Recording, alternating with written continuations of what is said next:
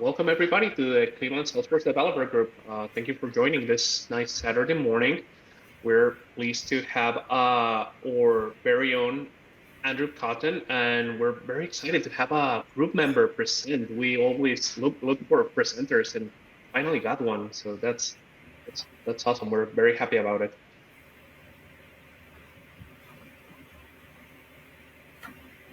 We have a pretty straightforward agenda today, so welcome you everybody, which we did. And if any of the people that are here today have any achievement to share, a new job, a new certification, please feel free to share. It's very good to hear those success stories.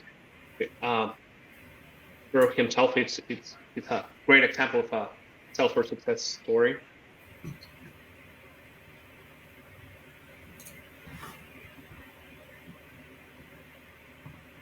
We haven't done anything certification wise this year.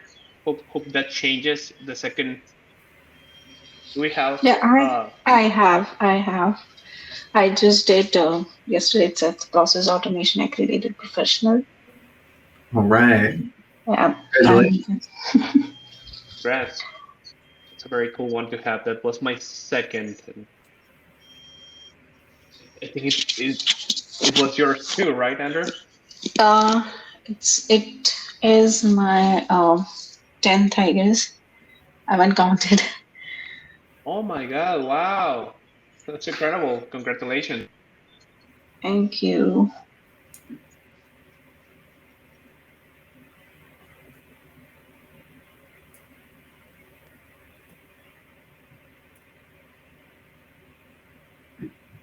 So, we're your host, the group leaders, the, my colleague Linda Kane, and I am Orlando Briseno. And today we have Andrew Cotton present. Andrew's it's an awesome guy. I admire him a lot. I know Ah, I'm not great at people skills, and he totally has them. And like I said, he's a great success story in the Salesforce community. He started joining the group, and he was just transitioning to the Salesforce environment. But I let him talk about himself. But really, he's a great guy, and I cannot say enough good things about him. He's always reaching out to people and encouraging them to carry on, and that's something really nice to do. Really, so he's 4 times certified in Salesforce, and he's really passionate about everything he does. Really. So, with that, I'll pass the control to Andrew for him to share this topic, which is his versatile custom object, which I'm really curious and excited to know about. awesome. Thank you for that introduction. I'm very honored to be part of this group and to grow. And yeah, a lot of people help me, so I'm happy to help other people. Really happy to help other people. So I'm going to share my screen. Um, Give me a thumbs up. Are we good to go? Yes, people. Orlando, Very yes. good. All right. So I'm going to look at this camera. But yeah, thank you for being here. Thank you for allowing me to have this time. I really appreciate people just deciding not to sleep in or do other things. And hey, we're all tired. We all need caffeine.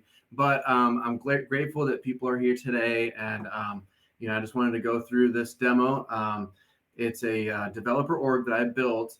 And we're going to just look at the guts of it, then the user interface of it, and then kind of like the bells and whistles.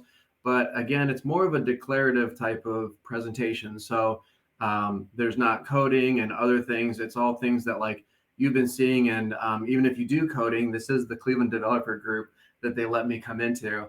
But even if you do that, you still have to engage with like all the declarative features. So we're going to be looking at that. This is Orlando did a great job introducing me. Thank you. But I did want to show a picture of my beautiful family. My wife Rachel and I have been married for 8 years, and we have those 2 Bambinos. Those are the reason that I continue to push and push and push. Mason is the older, and then the little blondie is Arthur. I was born blonde, and so is Mason. And Arthur's still blonde, and he's 3. But don't worry, because I did double lock that door, so we won't be like that news reporter that has the nanny chasing after the kids today. But yeah, thank you. And so yeah, that's my life. And I'm a church guy, and I'm been certified, been progressively more certified, and I'm a full-time employee at Everstream in downtown Cleveland, about five or 7 blocks away from Orlando at the Rock and Roll Hall of Fame.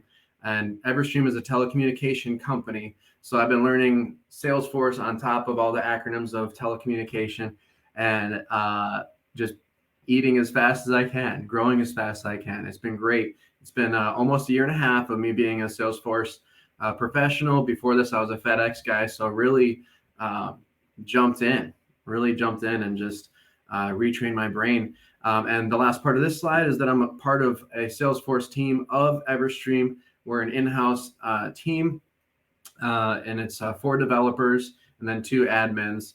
And I wouldn't consider myself the weakest link on the team, but I would say that I bring different things to the team, different dynamics, different type of determination. And I believe that everything affects everything. So, the energy that we all bring to each other, we're able to lift each other to new levels. But, there's 4 in Lansing, Michigan, 1 in Indianapolis, which I asked that Indy guy all the time, like, did you go in the Salesforce building yet? Like, just go in there, just go to the Ohana floor, But, and then I'm obviously in Playhouse Square, Cleveland. So that's that slide. The request tracker. Okay, so this is a custom object that I built. It was my first baby of, bringing something to life. So this request tracker is a custom object that's built inside of Everstream. And I built it in a dev org so I can share it with you guys. Of course, we would never just, here's my production org, But so this request tracker, it grew in its versatility. At first, it was just for this department called the GIS, which is what? Geographic Info System. So that's another acronym inside of telecommunication. But it just continued to grow. And now there's 8 different record types with their own associated page layouts. There's 5 different automations. There's Apex classes to it. There's an email handler for it. For when someone sends an email, it can create a request tracker record, and you can correspond back and forth. And I did not build everything out in the developer org because it's a developer org. But I'm excited about this presentation. And it's been alive and creating records for over a year now. And it has an auto number field to it. So as of today, I did a SOQL query, and it's last night, I think at like 6:41 or something, it turned an email into a request tracker number, and we hit our we broke over 3,400 records. So that's exciting. Obviously, with Salesforce being so versatile, like if you are working on if you work for Adidas and they're using their Salesforce, they're in the millions for all kinds of different stuff. Every object, every org has its own use case. But I'm just very pleased that this particular custom object was able to take a lot of noise away from other objects that were very busy, very maxed out. They were constantly hitting that 500 custom fields, and we'd have to deprecate things and bring it back down and constantly redirect people like, no, don't touch that object. Like, no, we're not putting fields on that object. No, we're not going to automate more things. So this request tracker continues to grow. And even in my preparation the last 2 weeks or so, new tickets would come in, say request tracker. My team would automatically assign those support ticket and feature tickets to me, and I would begin to build out and learn and grow. So it has been awesome to have this as kind of my baby and build this developer org that I'm about to show you. So let's get into it. This is the request tracker. This is my developer org. And if anything goes awry, I'm expecting Orlando or Linda to unmute themselves and say stop. So let me just say that as I continue on. But this is my developer org that I built. Okay, so I named it FiberGrate because Rachel and I are huge Office fans. And at one point in time, Michael Scott is talking to the CFO, David Wallace, and he says, I think we should rename Dunder Mifflin to Papergrate. And so I wanted to name my telecommunication dev org FiberGrate. Okay, so I wanted to queue up all the screens because I don't want to deal with load time. And I don't want to say like, let's click the button and like show you step by step. I just want to have a lot of tabs open. So here we go. So we're in the object manager inside the setup menu, right? It's like, this is the request tracker. So we're looking at the object itself. The fields and everything, there's 33 fields on this. It's just for the functionality for the demo purpose. Within the real live org, we're at like 100 fields that are custom. And then we're not going to go through everything. I want it to make sense and flow well as I continue to talk to you guys. So for today's purpose, we have 3 record types. The GIS tracker, that's the original thing that brought to life this custom org, or excuse me, this custom object. And then we have our field engineering and facility engineering. Each of these 3 are their own departments. And that's the beautiful thing, is that we've been able to see this organically grow. I've been able to see it organically grow and learn with it. As departments have new needs, they're like, hey, we need a check request tracker. It's like, use the request tracker and we'll make a new record type and a new page layout, or billing or these other things. But these are the 3 that I wanted to build out because I think that it paints a really good picture of this, this demonstration. So each of those 3 have their own page layouts that are appropriate for them. The record type specifically, we all know that can directly affect like the pick lists. So the status of these 3 are different, and the page layouts are different according to their needs. The 2 other things I wanted to point out is that we do have 2 flows that are here in the dev org. I have 5 flows that are in production, and we're going to get into those later on. And here's another disclaimer. If I forget something and we get to the end, and you say like, Andrew, you mentioned this and you never showed it, that'd be great. You can give me reminders when I conclude. But these 2 flows, this is the ownership to queue. So that's launching when a record is created. And we're going to look at that in a moment. But it's, in essence, it's changing the ownership. Whoever created the record, we want the owner to change to a queue. So it's like, now GIS has their own list view and their own queue, and they can see it, and then they can assign it where it's going out. Like the created field will be like, this is who created it, but the created and the owner are not the same. And then this flow is about when the status is closed or canceled, then certain things are going to happen from there. And there's email templates, email alerts inside of those. We're checking a checkbox. We're dropping a timestamp. So those are things we're going to talk about. But the overall template format is we're looking at the guts of it. Then we're going to look at the user interface, frontward facing of Salesforce. And then we'll talk about a little bit of the bells and whistles. And that's what the format is today. And then the last thing I wanted to show you within the object manager is we have these 3 validation rules. And this is kind of a backdoor way to do it. I know I have a lot of smart people that are going to watch this in the future and watching it now that are like, you can do it different ways. But the way we decided to do it is we can lock the record so it cannot be edited after a checkbox is checked. And what's checking that checkbox? One of those automations when the status equals closed or complete. So that way it's like only the profile system administrator or the GIS manager is able to edit those records, because we don't want people buffering and tampering and padding numbers. So that's that. Fiber Great is a great company. I'm the CEO. This is this guy here. I did want to go ahead and do the right click, open a new tab. I just grabbed it right here. But yeah, good old Gene Wilder. I think that's a perfect gift for a profile picture when you're bringing things to life. So that's that. Now let's look at the forward facing. Okay, so here's in the org, looking at the request tracker, I made it searchable. It has its own tab right here. And each of those 3 record types have their own list view. So when something's created, the owner becomes GIS and it goes into this list view where they can assign it from there. Okay, so what I'd like to do is go through each of the 3 list views, look at the page layouts, and then we'll go to the next level deeper of looking at the UI, the user interface. So as you can see, this is what we all expect when we look at list views and whatnot. I did throw one filter on here for the record type so as to be able to do inline editing, so that as I was continuing to build this for you guys, I could go ahead and do stuff like this and then say save it. And I don't need to open each record and make sure that for my demo, all those fields are built out and look pleasing to the eyes. And obviously it's a demonstration, so it's like you want to be as real life application as you can. It's like we have the request track number, that's that hyperlink. The owner is that ownership to queue until it gets reassigned to an individual. The subject, like what are we talking about? The status, that's the what we'll see here in a moment. The path at the top, that's the visual assistance of the status, but that's the overall, like, is this case closed or not? And then GIS, that's a specific third-party checkbox that they wanted when we created that record type for them. Priority and then time frame.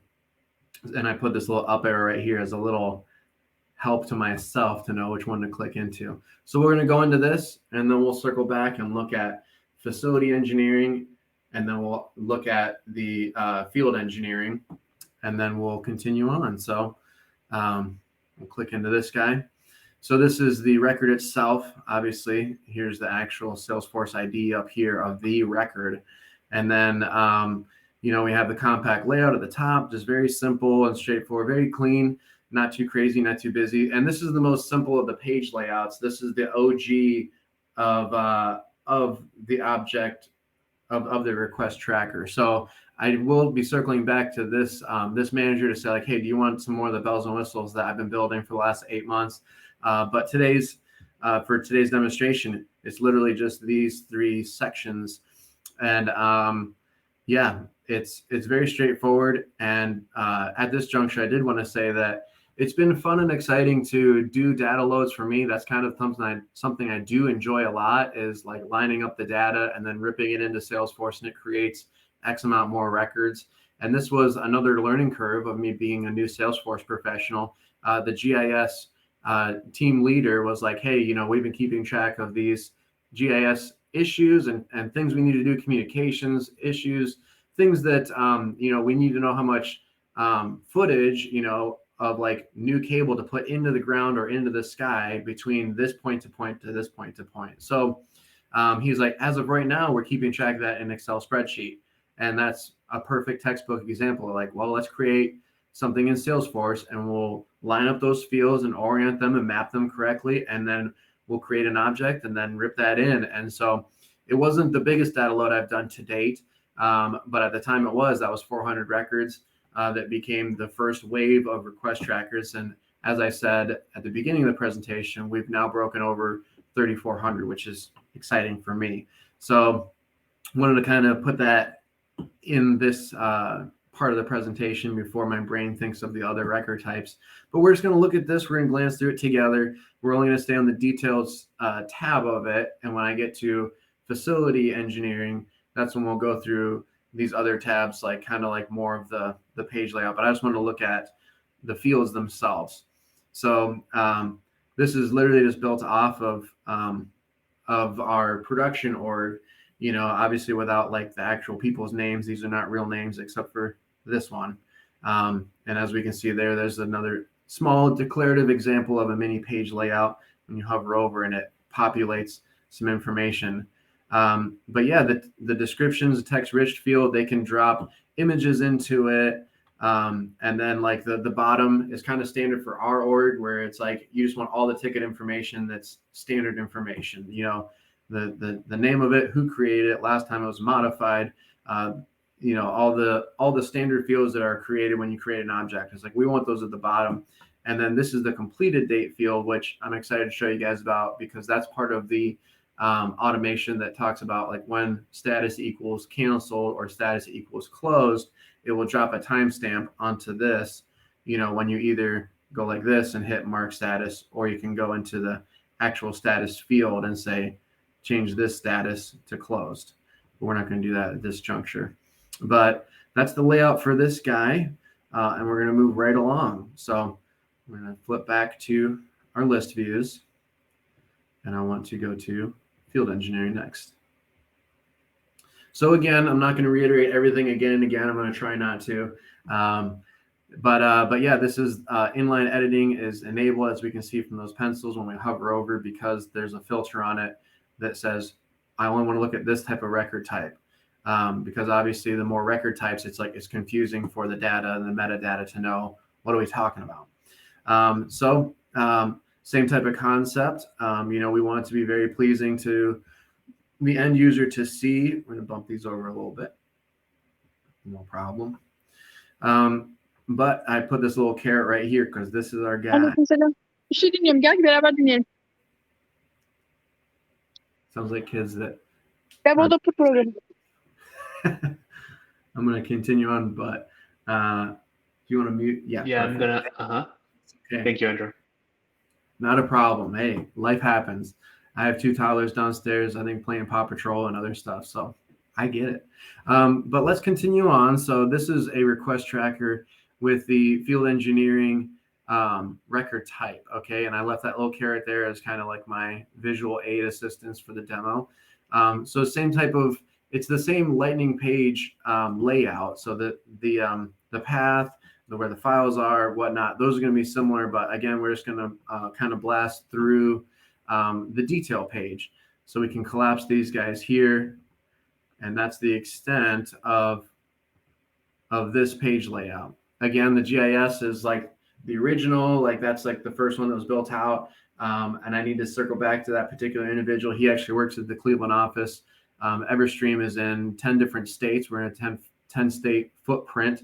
But the Cleveland branch is the mother branch, and that's where a lot of the employees are. And this particular employee for the GIS tracker works there. So, and we're good friends. So I need to kind of showboat and say, like, do you want me to change some of this stuff? But this is a field engineering tracker, and the sections are very similar. But there's 2 things I want to highlight on this particular record type is that we have the different sections here, but in the resources, there's the description, same thing. It's like a text-rich field where they can drop, images and whatnot. But this is an interesting section because this is a resources section. All these are all lookup relationship fields to end users that are active, right? So it's like if we have a particular issue, like, just go up to the top, it's like the actual subject is assist with fiber grade, our company, we have a cable cut. So a fiber line has been cut, right? And it's like we can have the file that's put into it. This is for just demonstration purpose, but it's like it's been cut here on Euclid and 13th, right? It's like, who are the people that need to be alerted by this? Well, the resource people. And in production, we have automation to alert those people via email to be like, even if we change this from one individual to another, it's like an automation will fire to say, like, hey, you need to pay attention, this request tracker, high priority, whatnot. But this is an interesting section that evolved throughout our building of the request tracker. You can see down here that this is the completed date. That's when this status got put into closed. So that's part of the automation we'll dig into in a little bit here. But that is the extent of the field engineering record type. I do want to flip back for just a moment just to show you the file that was added to the GIS right here. So this file section, obviously we can put Excel spreadsheets and whatnot, but this is a good example of like, GIS, they have all these maps and whatnot. And another part of my role at Everstream is to constantly update, weekly update Google Earth as to like, where do we have our fibers laid down throughout our 10 state footprint. And it's like, so they get quotes like this all the time, people that are inquiring, creating request trackers to say, what's the distance? What's the distance between here and here? And this was just a quick thing for our demo, but it's like, this is 143 miles if you were to drive it, right? But it's like, if they say we have this amount of fiber going from this intersection to this intersection, then they can calculate and flip back to sales cost estimate departments and whatnot and say like, okay, this is what we're dealing with, and they can generate the quotes. And Everstream has just been a really awesome learning curve for me because every department uses Salesforce. So service, sales cost estimate, inside plant, outside plant, the NOC, the support team, everybody uses it. So our org is very robust, and it's been fun to learn fast. So I want to just throw that out there as kind of like just an easy example of what like GIS kind of does. Field engineering, we went into that. It's like if there's a fiber cut, that's a good textbook example. And then let's go into facility tracker here. So facility tracker, I left this little caret. Again, inline editing, make it so that you can just edit it from here. And that's the most ideal for the managers and whatnot, because they have a request tracker coming in.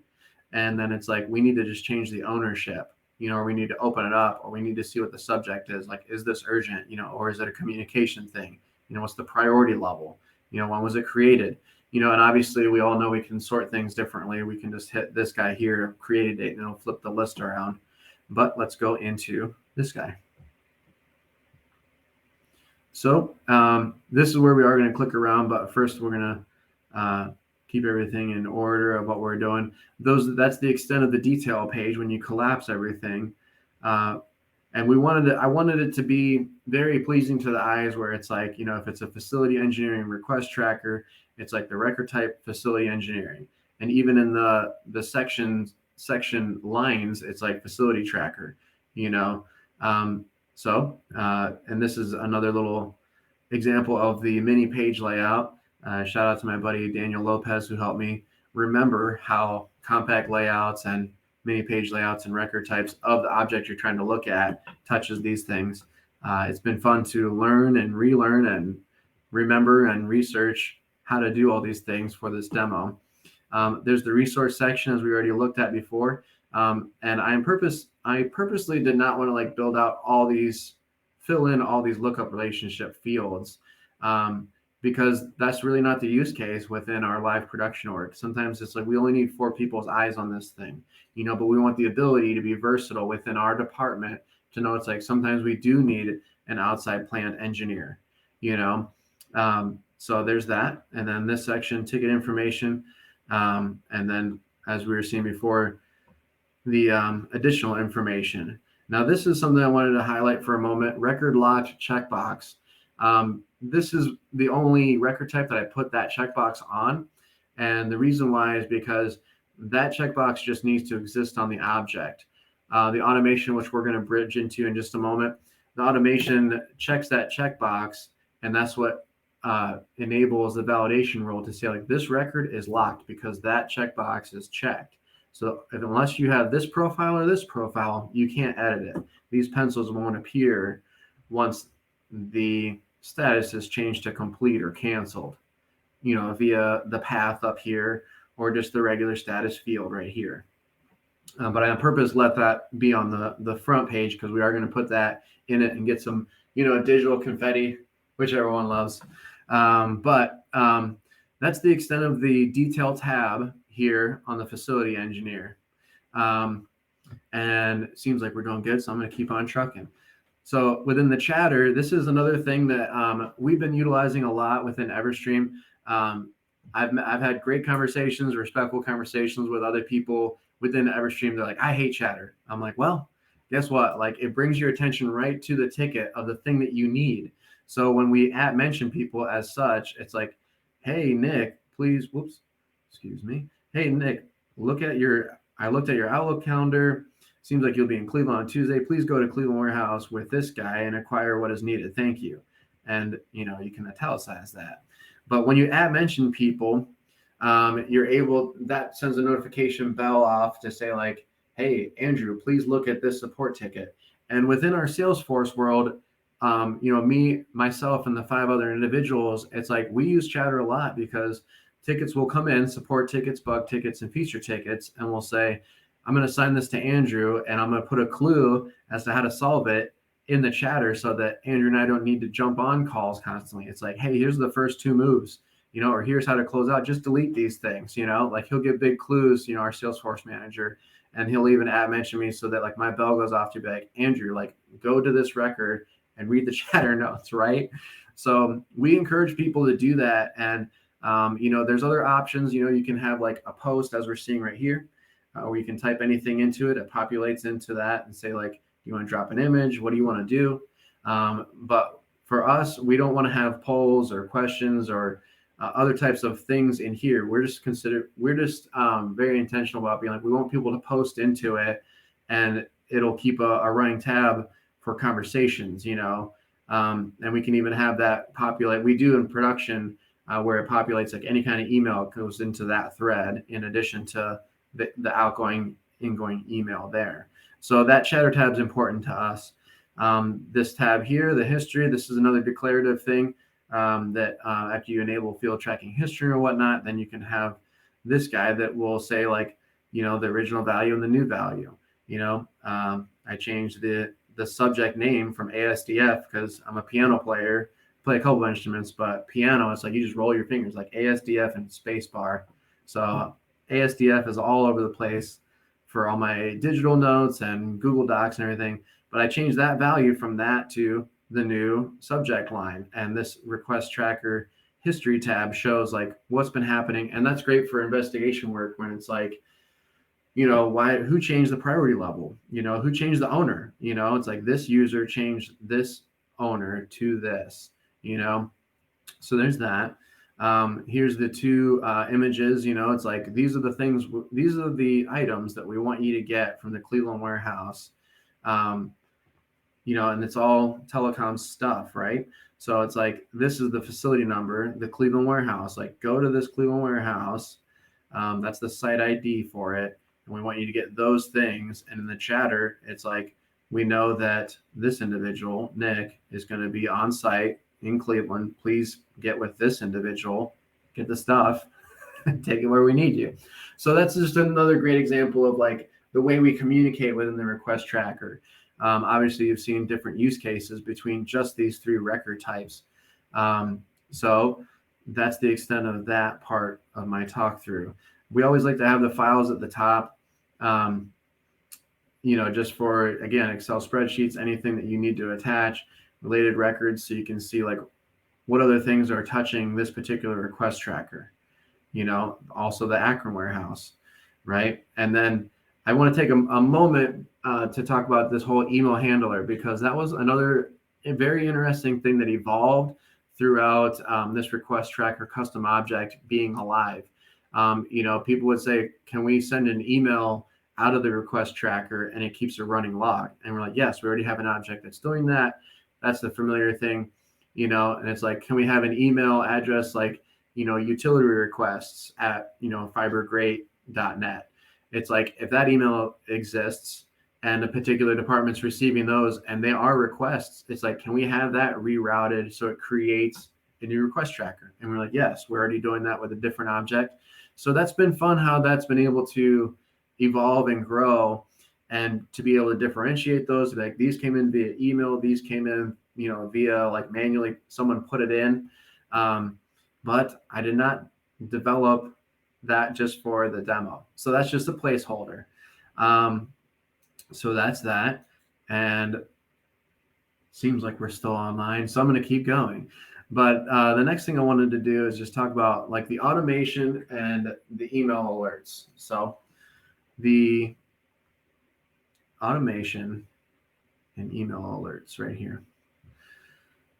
So when a new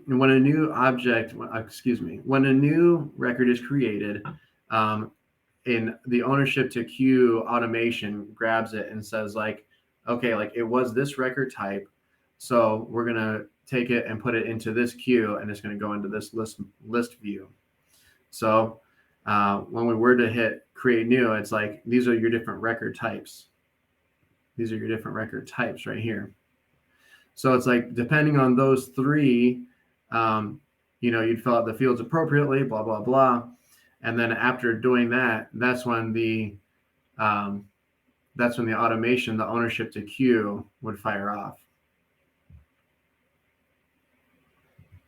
Seems like we have a little bit of lag, but my video seems to be okay. So I'm going to keep going. Thank you.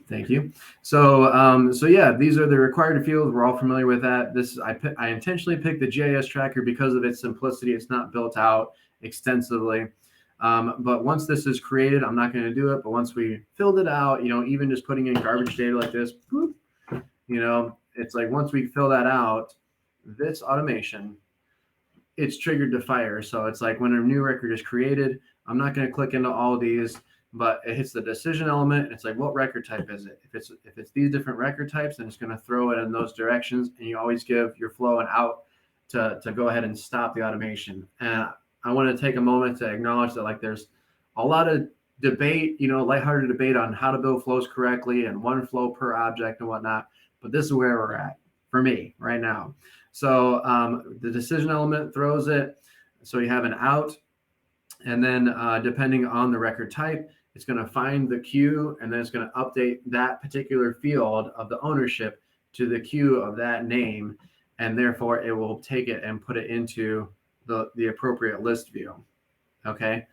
As you might have noticed, as I was hovering over that screen, Paw Patrol might be playing downstairs. No, but as you saw here, it's like we have an email alert. So let's look at that for a moment. Once it goes into field engineering, that particular department was like, Andrew, this is part of our feature request. We're not going to click off that it's ready for production until we have this email, because some of these guys are in the field. They don't log into Salesforce. They're good old boys, but they will check their email. And I said, no problem. Let's build it out. So they'll get that email on their phone. And so we're going to look at that right now. The email alert touches the email template. So we're just going to look at the template. I have it queued up right here. So this is the template for when there's a new ticket and it's pertaining to field engineering. So this is request tracker, field engineering, new ticket, right? And it's like, we got merge fields. So the subject, as soon as they hit it on their phone, it's just like this request tracker name is going to populate the department. And it's like, this is a request ticket. And then it's like, as we can plainly read, it's like, this is just regular text, but these are all merge fields. So it's like, what's the name of it? What's the subject? What's the priority? The requester? What's the facility that's associated? What's the address? And as I said at the beginning, I don't want to deal with more lag than I have to, so I queued it up right here. Boom. So I populated into one of these field engineering request trackers, as you can see right here, field engineering. I'm tempted to go like this and blow it up for you guys. I'm going to go for it.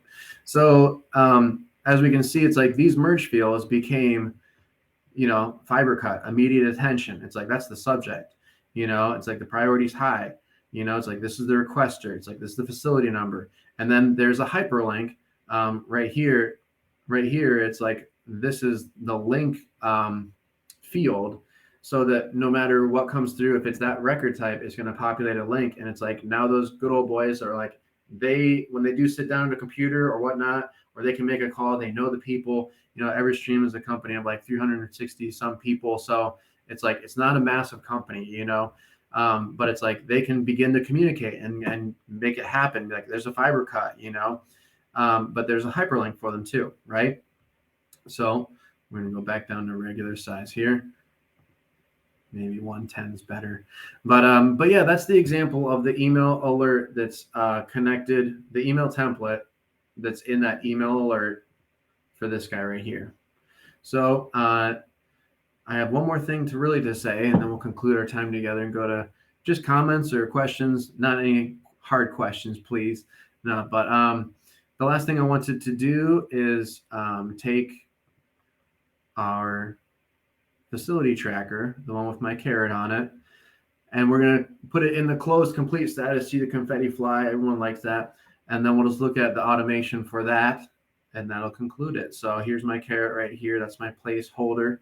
So opening this guy up, it's like, again, I could change it here at the status field, or I can just go ahead and say mark as complete, and that'll just skip it right to the end. But you can obviously just say, move it to this one, move it to this one, move it to this one, move it to this one. But so I'm going to do that, and this record locked field is going to click over, and the date completed field is going to drop a timestamp, which right now it's 9:49 Eastern Standard Time. Okay, complete, mark current status, confetti. Yeah, awesome. Thank you. Everyone loves digital confetti. Come on now. Sometimes I just make it so like every status is digital confetti. Little wins. Everyone wins, right? Yeah, like I think Andrew was here because we just moved it to assigned, requested to assigned, and there's digital confetti. But as you can see, look, the record locked checkbox is checked just for our own visual. Obviously, like in production, that's hidden. We don't want people to see it. It's read only anyway, so they can't even. There is no caret. This is just because of it's my developer org, and there it dropped our timestamp. So let's look at this last piece of the puzzle, and then we'll continue to have a great Saturday. Okay, so this is request tracker flow, completed date, and email. Let's look at that guy together. It's been a great Saturday all the way. I didn't even drink any coffee yet. I noticed that. I was about to mention, yeah, take a coffee break. I feel better. I think that was hazelnut, and I think this is French vanilla. Great. I didn't spill any on myself. So I'm going to land the plane in just a moment with y'all. But this is another flow. Obviously, like I said at the beginning, it's like this is triggered when the status equals canceled or closed, right? And it's like we hit a decision element, it has an out to be like, are you sure that one of those statuses are correct? Then we'll zoom in a little bit here. It's like this is the timestamper. Like regardless of whatever record type it is, it's going to drop that timestamp on the bottom section of that page layout. And then as you can see from here, it's like then an email is sent, and then the record locked checkbox, which is off the page layout, that's also checked. So it's like, excuse me, it is on the page layout for this guy. That's what we were just talking about. But that's that part of the automation. And then it would end. This email alert is the last thing I'm going to show you guys today. Again, I have it queued up so we don't have to, as it's as simplistic as possible. But this says request tracker, support, case closed. So it's like this is your request tracker is now closed. Let's go like this. Boop, boop, boop. Request tracker is now closed right here. And then it's like, here's our merge fields, requested by subject. And that's just a very simplistic email because it's like, it's not like a call to attention, like, hey, we need to go over here. This fiber is cut and people's hair are on fire. It's like, this is like, you did it. Good job. Like, it's over, and then going over to this other tab, I have this guy purposefully to help me break up things. Sometimes I put blank Google Chrome tabs to be like, we need to go from this section to this section. But this is with the merge fields in it. So the request track number, the people it was closed by, and the subject. And then as we were seeing on the other email template, it's like this is the subject line that has its own merge fields right here. So that pretty much concludes it. We're going to reset that. I'm going to stop talking in about 20 seconds. But the request tracker continues to grow. It's continuing to morph, and I'm excited. I just feel that this has been a really good example of like, this is a versatile object that continues to get more versatile. And I'm excited when things come in to say like, hey, we have these Excel spreadsheets. Can we turn this into, its own request tracker with its own record type? And we need these things. So it's been awesome to grow. And as to date, being, just shy of a year and a half into my Salesforce experience, this is my number one pride and joy. So, so that concludes it.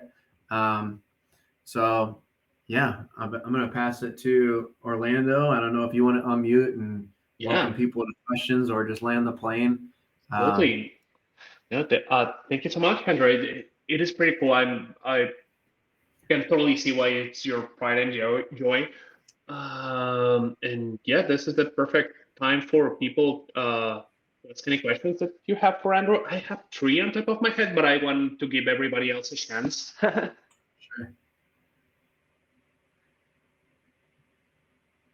Please feel free to unmute. You can say your question, or if you're shy, you can write it in the chat.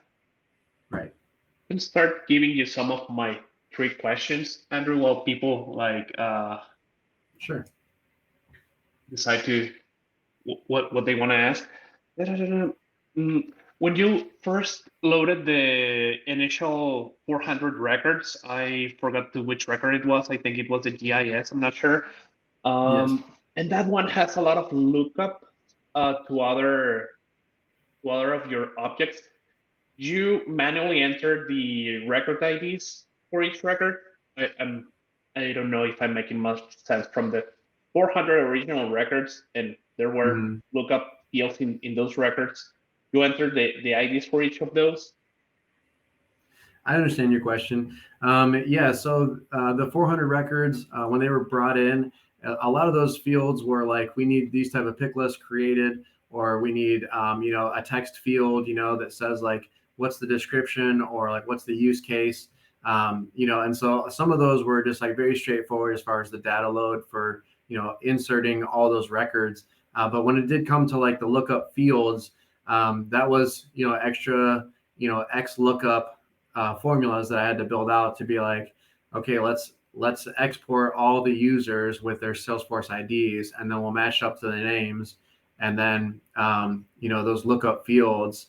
I think we had to create the records first, and then after the records were created, then it's like we did a second data load of being like, now that the correct record is created, we'll get the Salesforce ID for all the records, and then the people that are those different fields, and then like the Salesforce IDs for per end user that's active, and then we did a data load in that fashion. Does that answer your question? Got it. No, yeah, perfectly. I ask for my own benefit. In my previous job, which was a very huge corporate company, we had a dedicated team to do data loads and ETL and such things. But now in my current job, which is smaller, I have to do everything, and I'm gonna need to do a 900 record load for a mega spreadsheet with 59 fields, and I'm like, what should I do? Should I do what you just did, or spend some time and do an ETL tool and set up flows and to first load this record, and when you have the IDs, then load the second object and cross the IDs from the previous load and such thing. That'll be fun. I always joke saying like, why would you do something that takes you 15 minutes when you can spend 3 hours automating it? Yeah, it's a fun catch-22, isn't it? When you're like, we could just change this record. Like there's only 40 of them. Just manually go through them. I'm like, but we could build something if this ever happens again in 6 months. But yeah, data loads have been one of my things that I've gravitated towards as I began to be a Salesforce pro. I was like, these are kind of quote unquote fun. You lose your mind in a different way. But I do like aligning the data and then taking it through data loader and inserting and updating and creating and taking things out and moving it. And I think it's really gratifying to have like, your stale record pages, like you have your 5 examples.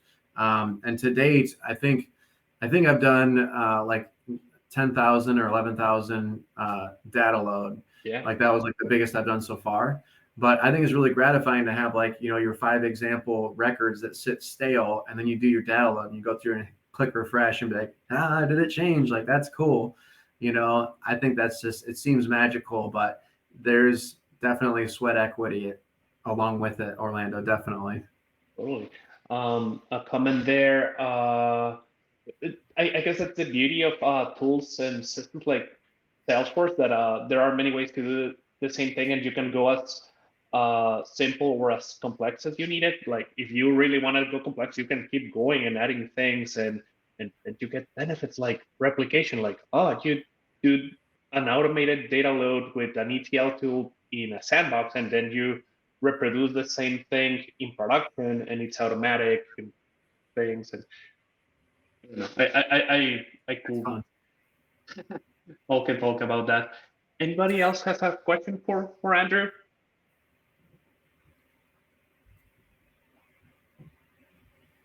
If not, I'm gonna keep asking and monopolize this time. I'm going to say thank you to Andrew, though, so that we can stop the recording and Definitely.